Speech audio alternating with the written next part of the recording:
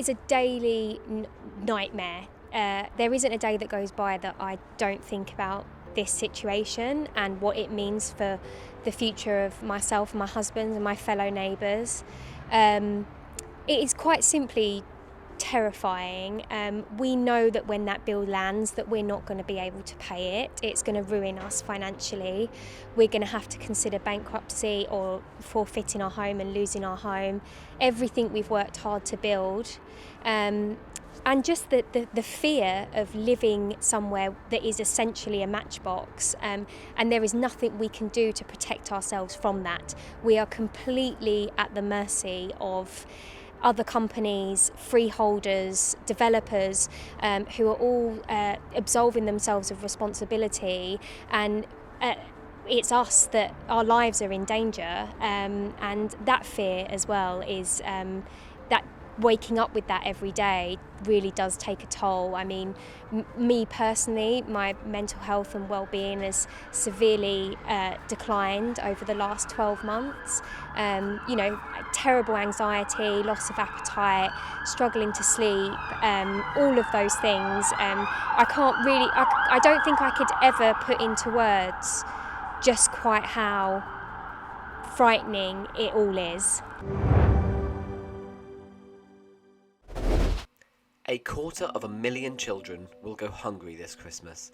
That is just one of the headlines from the Child Trust's Cold, Hungry and Stressed report, outlining the shocking levels of poverty families across London have been plunged into ahead of the festive season. It cannot be right that in a country as rich as ours, so many children are left to go hungry. And the worst thing is that this is being brought about by active government choices. They are raising bills for working families and raising taxes. The energy bills are soaring, and we've seen a £20 a week cut in universal credit. So where the government should be helping to lift children out of poverty, they are actively plunging more children into poverty, and that's a disgrace. £20 a week might not sound like a huge amount, but for many families it's the difference between being able to eat or not.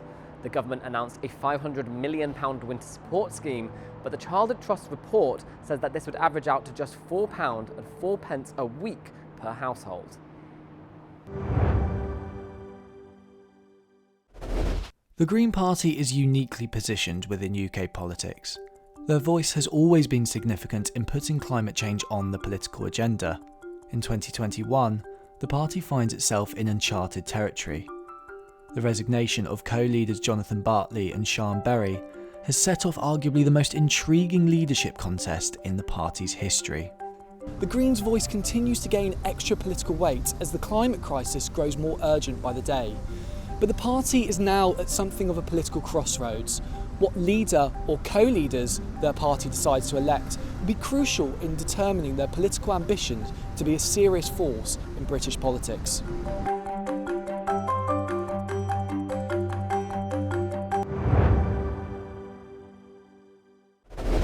As Old Bexley and Sidcup looks towards its future, it will be difficult to forget what it is leaving behind.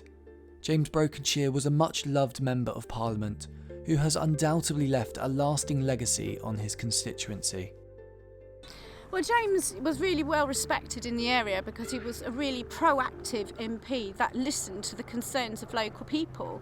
James wasn't just well liked in Parliament, he was very well respected in this constituency. I know that deeply because I live here in this constituency and in that same community. But, if you talk to people about James, they have a view that he worked tirelessly to represent the community, and many of those people were not Conservative voters that voted for James. They voted for James because they saw the way he worked. One guy said they got a letter from James 4 days before he died responding to an issue, and I thought that was extraordinary. We had a chat about that. So whoever wins this election, I think you just got to build on that sense of really responding thoughtfully, carefully and proactively to people's issues. Mr. Brokenshire was absolutely amazing, so we need somebody who's going to step up like that. He was a much-loved Member of Parliament. But he was loved here. You just talk to people. Whatever happens on December 2nd, the next MP for Old Bexley and Sidcup will have an incredibly hard act to follow.